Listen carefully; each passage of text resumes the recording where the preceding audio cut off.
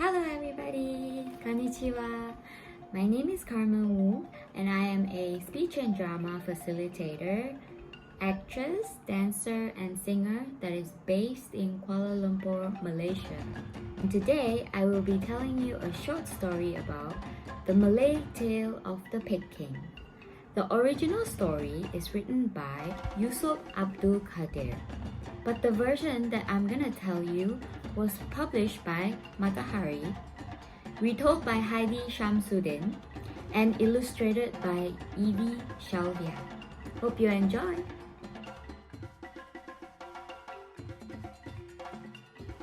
Once, there lived a king and queen who longed for a child. The king did all he could and even married 40 other wives, but no baby was born to him. However, one day, the queen discovered that she was finally going to have a child. The king was so happy that he sent all his other 40 wives away. And that was how the trouble began. The angry wives cursed the king, and when his son was born, he did not look like a baby at all. He had long, sharp tusks the color of ripe bananas, a curly tail which waved in the air, and the body and a face of a pig. The little pig king stood up and bowed gracefully to his parents. He smiled, and everyone thought he looked handsome and fine. To everyone's surprise, the pig king began to speak. "My name is Raja Indra Brahmakala. As you can see, I have been cursed to be born as a pig, a forbidden animal." The pig king knew that he would have to prove himself worthy in order to break the curse, but this did not upset him. With a wave of his curly tail, he left the palace to find his way in the world. One day, the pig king met the boar king. "How dare you come to my land?" roared the boar king. The two pigs fought and woke up the fairy of Pucuk Puding Emas, who watched as the pig king defeated the entire boar army. "What an extraordinary little pig," thought the fairy to herself. "Pig king, you have proven your strength and earned my blessings. But this is not enough to break the curse. You need to prove yourself worthy." When it was time for the pig king to leave, the fairy gave him a magic knife. "Whenever you need help, you can call out to Si Parang Puting. She is your fairy helper." Once again, the pig king set off into the world, and this time he found himself in the Djinn kingdom of Saharastan, Yunnan. A Djinn flew him to the palace where he was presented to the princess, Tuan Putri Indra Kamala. When the pig king saw the princess, he fell in love and thought that perhaps the curse would break if she agreed to marry him. The pig king waved his curly tail and showed off his shiny fur. He sang and danced and charmed everyone except the princess. Even though she secretly liked the pig king, she did not think it was right to give him her attention. "Will you marry me, beautiful princess?" "How can I possibly marry a pig? Besides, my future husband, the prince, is on his way here for our wedding." "Will you marry me if I defeat the prince?" The princess agreed. The pig king called for his magic knife, Si Parang Puting, which appeared spinning in the air in a bright flash of light. "What is your wish, pig king?" asked Si Parang Puting. "I want to defeat the prince and marry the princess." The magic knife created a golden city and a powerful army of Djinn, fairy, warriors, and spirits. That night, Si Parang Puting went to see the prince. The Pig King has declared war on you. Prepare to fight. The angry prince gathered all his supporters, including the Djinn kings and the gods of the fairy realm, to help him fight the Pig King. The next day, both sides flew to Padang Berantah Cahaya. They rode on fiery dragons, Garuda birds, and winged lions.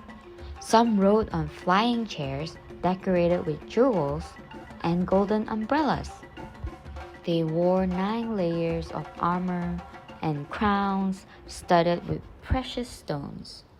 They carried magic swords, arrows of emerald, and flying chakra discs made of sharp steel. And so the Battle of Garuda Bayou began.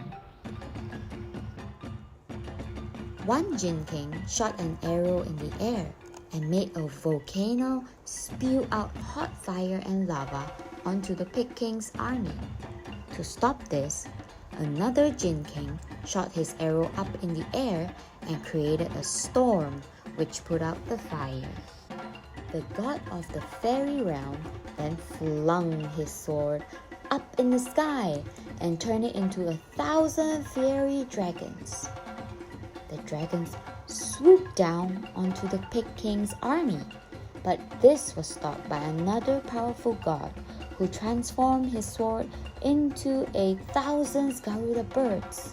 The fight went on, and many were killed and injured. Finally, the Pig King entered the battlefield. He leaped into the air with his magic knife and spun around like a typhoon, killing all his enemies.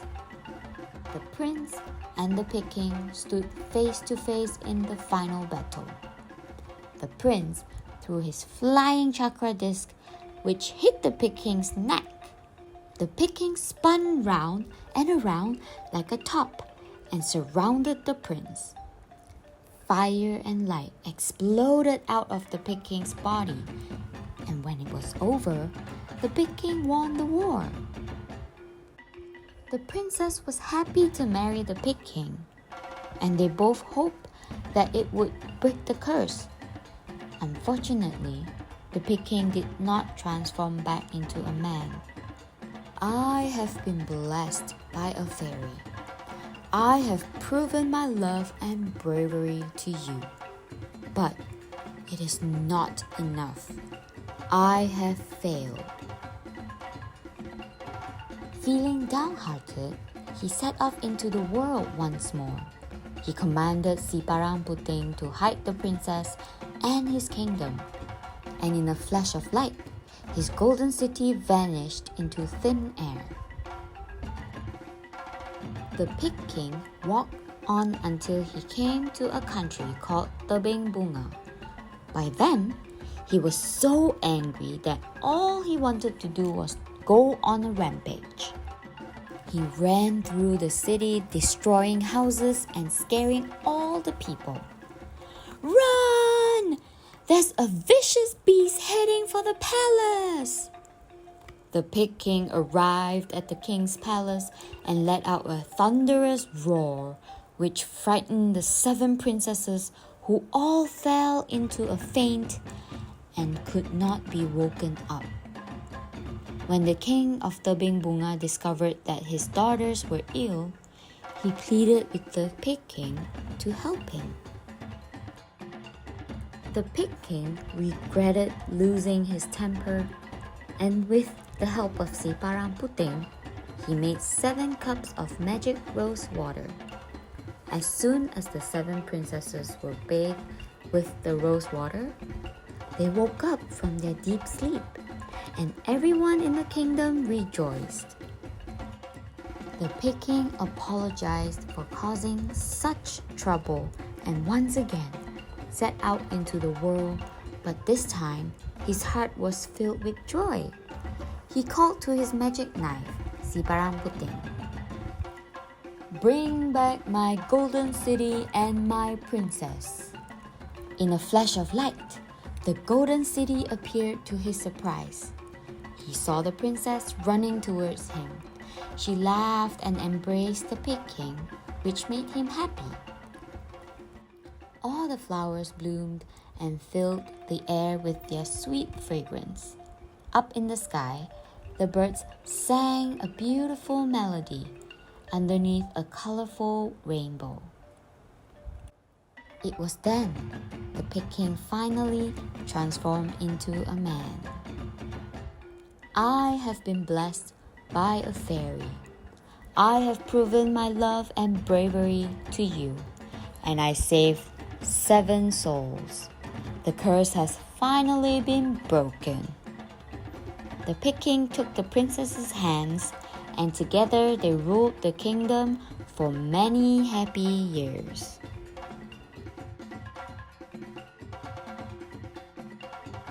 I do think the story itself is very interesting, but the backstory is even more fascinating. To start it off, this story is about 300 years old, and it was almost lost, and I am very lucky to own a copy of this book.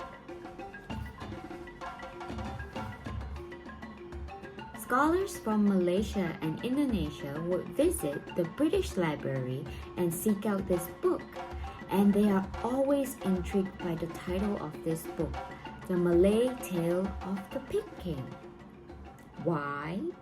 Because it is highly unusual in a Malay Muslim milieu where pigs are regarded as unclean animals, staunchly avoided and best ignored. And that is the end of the story. I hope you enjoyed the story.